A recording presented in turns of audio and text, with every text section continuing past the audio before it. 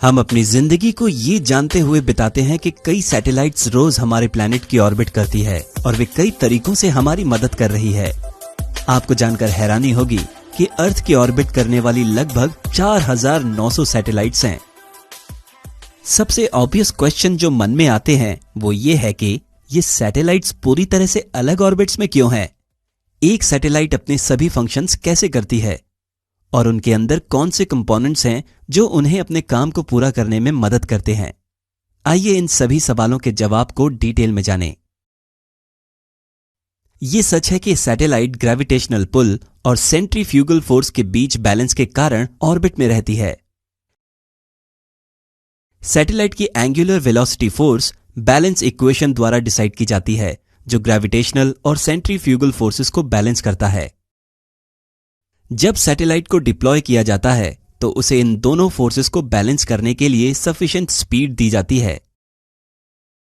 अर्थ के करीब एक सैटेलाइट को अर्थ से आगे स्थित ग्रेविटेशनल पुल को अपोज करने के लिए अधिक स्पीड की जरूरत होती है। स्पेस में बहुत कम रेजिस्टेंस के कारण सैटेलाइट्स कभी स्पीड नहीं खोते हैं। इसका मतलब है कि सैटेलाइट्स किसी भी एक्सटर्नल एनर्जी सोर्स के बिना अर्थ के चारों ओर अपनी सर्कुलर मोशन जारी रखेंगे। सैटेलाइट्स को low earth orbit, medium earth orbit या जियोसिंक्रोनस अर्थ ऑर्बिट में रखा जाता है। इन तीनों ऑर्बिट्स को यहां इलस्ट्रेट किया गया है। हम बाद में उनके बारे में डिटेल में बात करेंगे। स्पेस में एक दिलचस्प रीजन है जिसे वैन एलन बेल्ट कहा जाता है।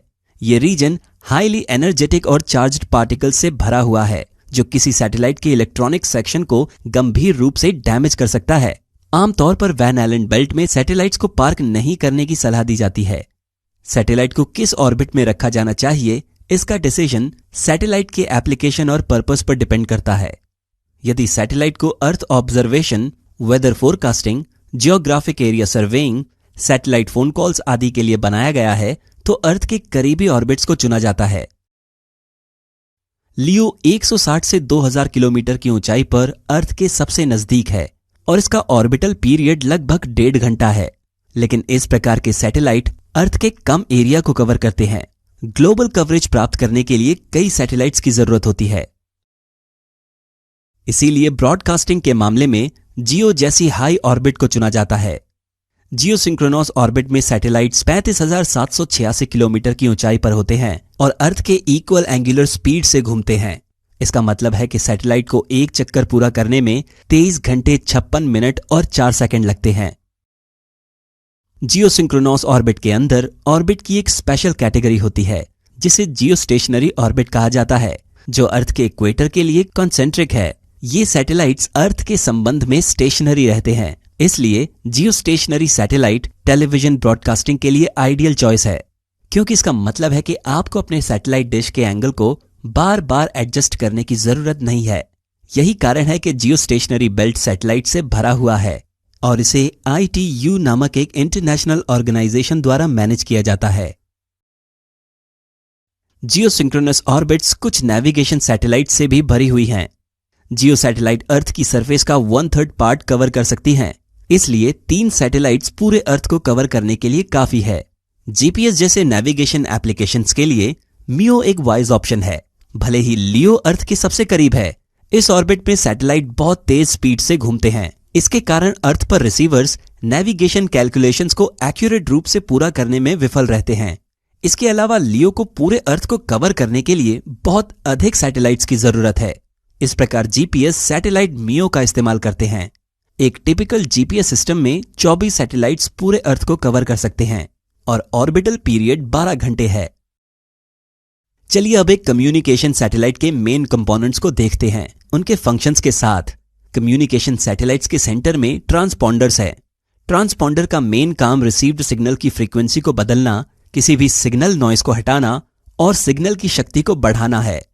KU बैंड सैटेलाइट्स पर ट्रांसपॉन्डर 14 गीगाहर्ट्ज से 12 गीगाहर्ट्ज में कन्वर्ट होता है और एक सैटेलाइट में 20 या अधिक ट्रांसपॉन्डर हो सकते हैं।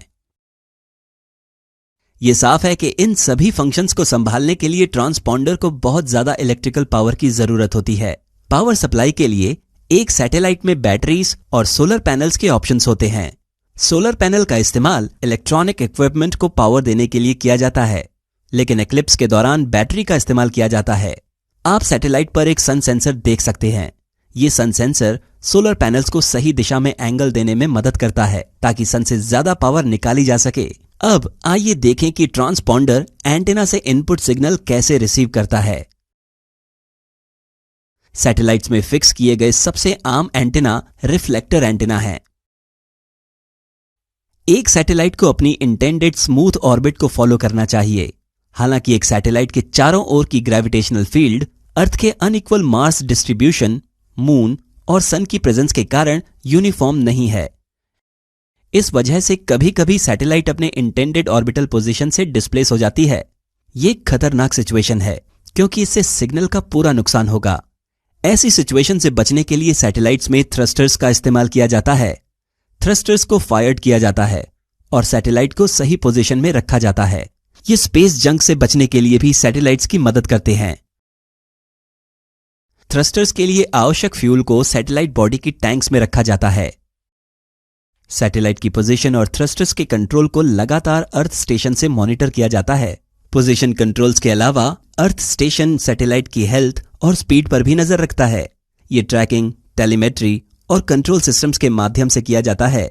ये सिस्टम्स लगातार अर्थ स्टेशन को सिग्नल भेजते हैं और अर्थ और सैटेलाइट के बीच कनेक्शन बनाए रखते हैं। आमतौर पर इन सिग्नल्स को अन्य कम्युनिकेशन सिग्नल से अलग करने के लिए डिफरेंट फ्रीक्वेंसीज पर एक्सचेंज किया जाता है। क्या आपने कभी सोचा है कि एक सैटेलाइट का क्या होता है जब वो फंक्शनल नहीं होती है या उसका लाइफ स्पैन समाप्ति के करीब होता है?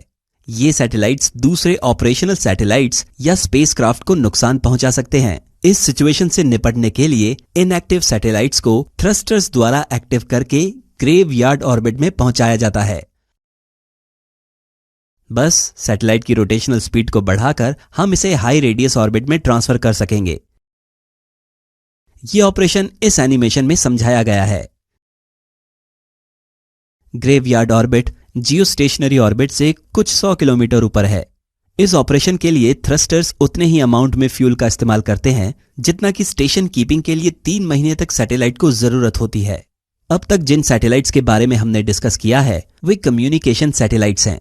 जीपीएस सैटेलाइट्स के लिए सबसे महत्वपूर्ण कंपोनेंट एक एटॉमिक क्लॉक और एंटेना है। इस प्रकार के सैटेलाइट्स में एल बैंड नेविगेशन एंटेना का इस्तेमाल किया जाता है, जैसा यहां समझाया गया है। अर्थ ऑब्जर्वेशन सैटेलाइट, जो कि ज्यादातर लियो में होते हैं, अपने मिशन के अकॉर्डिंग अलग प्रकार के सेंसर्स, इमेजेस आदि कैरी करते हैं। अब कुछ दिलचस्प जानकारी के लिए इस वीडियो में सैटेलाइट के विजुअल्स में आपने देखा होगा कि वे गोल्ड कलर्ड फॉइल से ढके हुए थे। इस फॉइल का पर्पस क्या है? वास्तव में यह फॉइल नहीं है। यदि आप इसका एक क्रॉस सेक्शन लेते हैं तो आप देख सकते हैं कि इसमें मल्टी लेयर्ड स्ट्रक्चर है। सैटेलाइट्स का स्पेस में तापमान में भारी वेरिएशन होता है, जहां का तापमान -150 से 200 डिग्री सेल्सियस तक वेरी होता है। इसके अलावा सैटेलाइट्स सन से हैवी सोलर रेडिएशन का सामना करते हैं। ये मटेरियल वास्तव में एक ढाल के रूप में काम करता है, जो सैटेलाइट कंपोनेंट्स को हैवी टेम्परेचर वेरिएशंस और सोलर रेडिएशन से बचाता है। हम आशा करते हैं कि इस वीडियो से आपने डिफरेंट टाइप्स की सैटेलाइट्स और वे कैसे काम करती हैं के बारे में अच्छी जानकारी हासिल की है। प्लीज सपोर्ट बटन पर क्लिक करके हमारी एजुकेशनल सर्विस का सपोर्ट करें। धन्यवाद।